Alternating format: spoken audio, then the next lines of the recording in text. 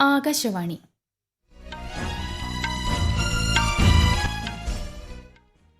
നമസ്കാരം. വാർത്തകൾ വായിക്കുന്നത് കൃഷ്ണ പ്രകൃതി.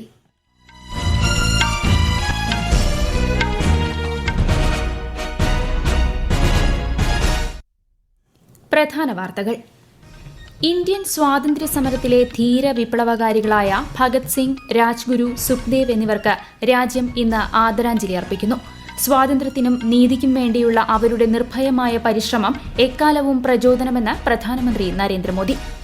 ഫിറ്റ് ഇന്ത്യ മൂവ്മെന്റിനെ വിജയിപ്പിക്കാൻ വ്യായാമവും സൈക്ലിംഗും ജീവിതത്തിന്റെ ഭാഗമാക്കണമെന്ന് കേന്ദ്ര കായിക മന്ത്രി മൻസുഖ് മാണ്ഡവ്യ. രാജ്യത്തിന്റെ അഭിവൃദ്ധിക്കായി അവികസിത പ്രദേശങ്ങളുടെ ഉന്നമനം സാധ്യമാക്കേണ്ടത് നിർണായകമാണെന്ന് കേന്ദ്ര സഹമന്ത്രി രക്ഷ നിഖിൽ ഖഡ്സെ.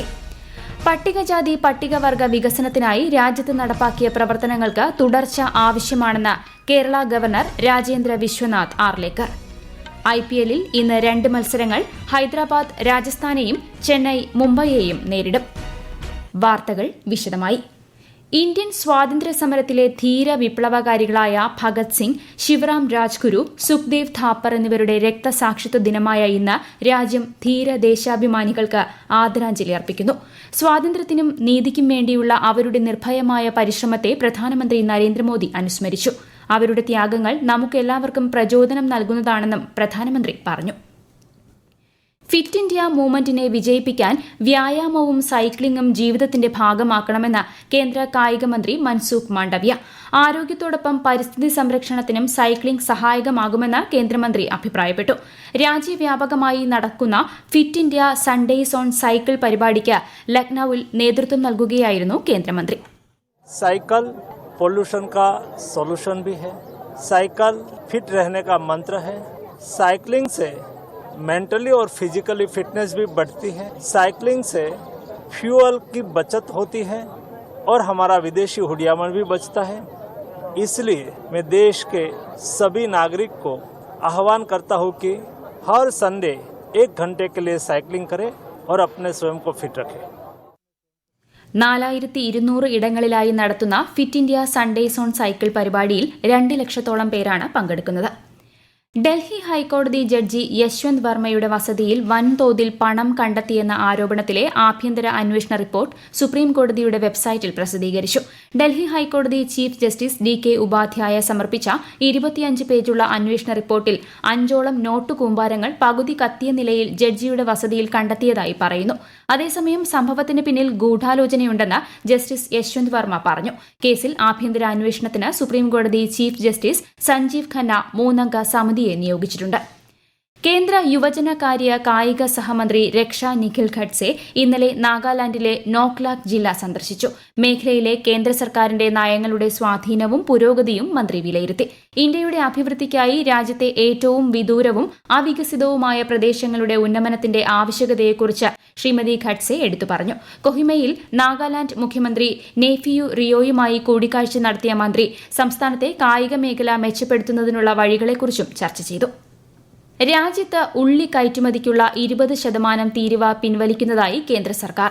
ഉത്തരവ് ഏപ്രിൽ 1 മുതൽ പ്രാബല്യത്തിൽ വരും. കർഷകർക്ക് ആദായകരമായ വിലയും വരുമാനവും ഉറപ്പാക്കുന്ന തീരുമാനമാണിതെന്ന് ഉപഭോക്തൃകാര്യ മന്ത്രാലയം അറിയിച്ചു. ആഭ്യന്തര ലഭ്യത ഉറപ്പാക്കാൻ കഴിഞ്ഞ വർഷം സെപ്റ്റംബർ മുതലാണ് ഉള്ളിക്ക് 20% കയറ്റുമതി തീരുവ ഏർപ്പെടുത്തിയത്. രാജ്യത്തെ നിയമസഭാ മണ്ഡലങ്ങളിൽ പോളിംഗ് ബൂത്ത് തലത്തിലുള്ള വിഷയങ്ങൾ പരിഹരിക്കാൻ തിരഞ്ഞെടുപ്പ് കമ്മീഷൻ നടത്തുന്ന രാഷ്ട്രീയ സർവകക്ഷി യോഗങ്ങൾ ഈ മാസം 31-ന് പൂർത്തിയാകും. ദേശീയ സംസ്ഥാനതല രാഷ്ട്രീയ പാർട്ടികളുടെ സജീവ പങ്കാളിത്തത്തോടെ യോഗങ്ങൾ രാജ്യത്തുടനീളം നടന്നുവരികയാണെന്ന് കമ്മീഷൻ അറിയിച്ചു. 28 സംസ്ഥാനങ്ങളിലെയും 8 കേന്ദ്രഭരണ പ്രദേശങ്ങളിലെയും 788 DEOമാരെയും 36 CEOമാരെയും ഉൾപ്പെടുത്തിയാണ് സർവകക്ഷി യോഗങ്ങൾ നടക്കുന്നത്. പട്ടികജാതി പട്ടികവർഗ വികസനത്തിൽ രാജ്യത്ത് നിരവധി കാര്യങ്ങൾ നടപ്പിലാക്കിയിരുന്നതായും എന്നാൽ അവ തുടരേണ്ടതുണ്ടെന്നും കേരള ഗവർണർ രാജേന്ദ്ര വിശ്വനാഥ് ആർലേക്കർ. തിരുവനന്തപുരത്ത് സംഘടിപ്പിച്ച ദളിത് പ്രോഗ്രസ് കോൺക്ലേവ് പരിപാടിയിൽ സംസാരിക്കുകയായിരുന്നു ഗവർണർ. ഡോക്ടർ BR അംബേദ്കറിന്റെ ജീവിതം നമുക്ക് വഴികാട്ടിയാണെന്നും അദ്ദേഹം പറഞ്ഞു.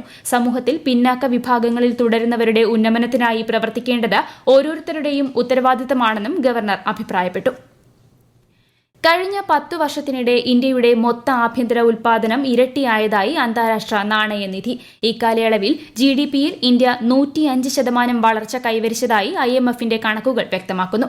2015-ൽ $2.1 ട്രില്യൺ ആയിരുന്ന GDP 2025-ൽ $4.3 ട്രില്യൺ ഉയർന്ന ഇന്ത്യ ലോകത്തിലെ 5ാമത്തെ വലിയ സാമ്പത്തിക ശക്തിയായി മാറിയതായും അന്താരാഷ്ട്ര നാണയനിധി വിലയിരുത്തി. ഈ വാർത്തകൾ ആകാശവാണിയിൽ നിന്ന്. ആകാശവാണി വാർത്തകളും വാർത്താധിഷ്ഠിത പരിപാടികളും all India radio news Thiruvananthapuram YouTube ചാനലിലും @all India radio news Thiruvananthapuram Facebook പേജിലും AR News_ തിരുവനന്തപുരം ഇൻസ്റ്റഗ്രാം അക്കൌണ്ടിലും @AR News_TVM X ഹാൻഡിലും ലഭ്യമാണ്. ഡോക്ടർ രാം മനോഹർ ലോഹിയയുടെ ജന്മവാർഷിക ദിനമായ ഇന്ന് അദ്ദേഹത്തിന്റെ സംഭാവനകൾ അനുസ്മരിച്ച് പ്രധാനമന്ത്രി നരേന്ദ്രമോദി.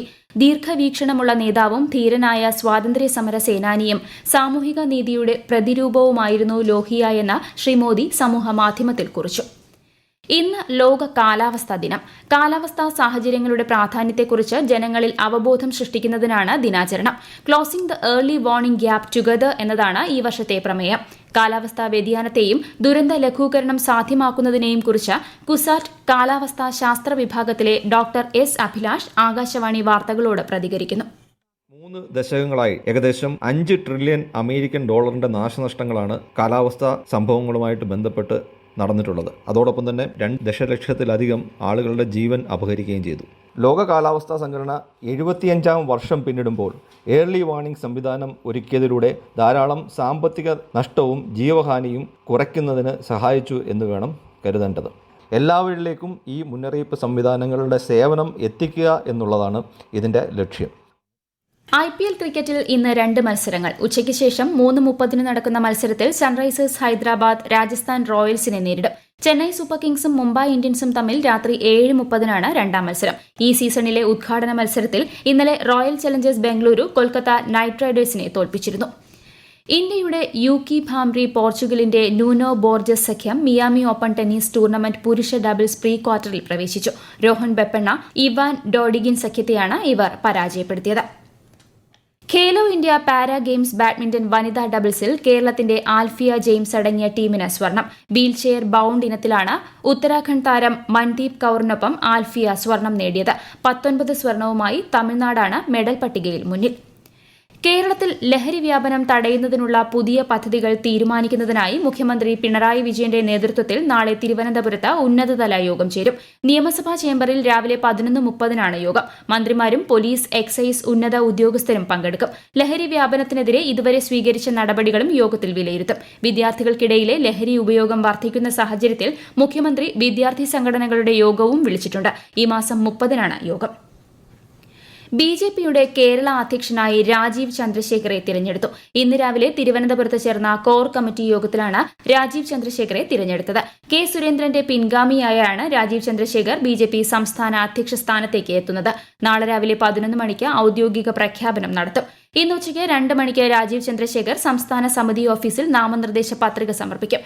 4 മണിക്കാണ് സൂക്ഷ്മ പരിശോധന. മുതിർന്ന ഹിന്ദി സാഹിത്യകാരൻ വിനോദ് കുമാർ ശുക്ലയ്ക്ക് ജ്ഞാനപീഠം. ഈ പുരസ്കാരം നേടുന്ന ഛത്തീസ്ഗഡിൽ നിന്നുള്ള ആദ്യ സാഹിത്യകാരനാണ് ശ്രീ വിനോദ് കുമാർ ശുക്ല. നൌക്കർ കി കമീസ്, ദീവാർ മേ ഖിഡ്കി രഹ്തി थी എന്നിവയാണ് അദ്ദേഹത്തിന്റെ പ്രധാന കൃതികൾ. കേരളത്തിൽ ആശാ വർക്കർമാർ സെക്രട്ടേറിയറ്റിന് മുന്നിൽ നടത്തുന്ന അനിശ്ചിതകാല നിരാഹാര സമരം 4ാം ദിവസത്തിലേക്ക് കടന്നു.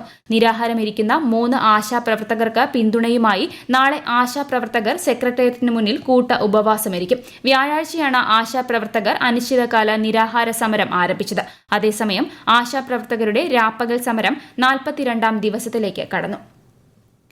2025 കോമൺ യൂണിവേഴ്സിറ്റി എൻട്രൻസ് ടെസ്റ്റിന്റെ രജിസ്ട്രേഷനുള്ള അവസാന തീയതി നീട്ടിയതായി നാഷണൽ ടെസ്റ്റിംഗ് ഏജൻസി NTA അറിയിച്ചു. കേന്ദ്ര, സംസ്ഥാന, സ്വകാര്യ, ഡീംഡ് സർക്കാർ സ്ഥാപനങ്ങളിലെ ബിരുദ കോഴ്സുകളിൽ പ്രവേശനം ആഗ്രഹിക്കുന്ന ഉദ്യോഗാർത്ഥികൾക്ക് CUET.NTA.nic.in എന്ന വെബ്സൈറ്റ് വഴി മാർച്ച് 24 വരെ അപേക്ഷിക്കാവുന്നതാണ്. പ്രധാന വാർത്തകൾ വീണ്ടും.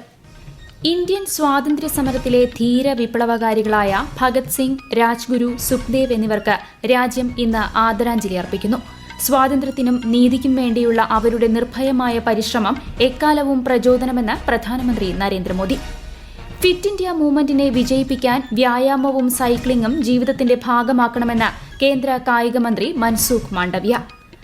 രാജ്യത്തിന്റെ അഭിവൃദ്ധിക്കായി അവികസിത പ്രദേശങ്ങളുടെ ഉന്നമനം സാധ്യമാക്കേണ്ടത് നിർണായകമാണെന്ന് കേന്ദ്ര സഹമന്ത്രി രക്ഷ നിഖിൽ ഖഡ്സെ. പട്ടികജാതി പട്ടികവർഗ വികസനത്തിനായി രാജ്യത്ത് നടപ്പാക്കിയ പ്രവർത്തനങ്ങൾക്ക് തുടർച്ച ആവശ്യമാണെന്ന് കേരള ഗവർണർ രാജേന്ദ്ര വിശ്വനാഥ് ആർലേക്കർ. IPL-ൽ ഇന്ന് 2 മത്സരങ്ങൾ. ഹൈദരാബാദ് രാജസ്ഥാനെയും ചെന്നൈ മുംബൈയെയും നേരിടും. വാർത്തകൾ കഴിഞ്ഞു. അടുത്ത വാർത്താ പ്രക്ഷേപണം വൈകുന്നേരം 6:30.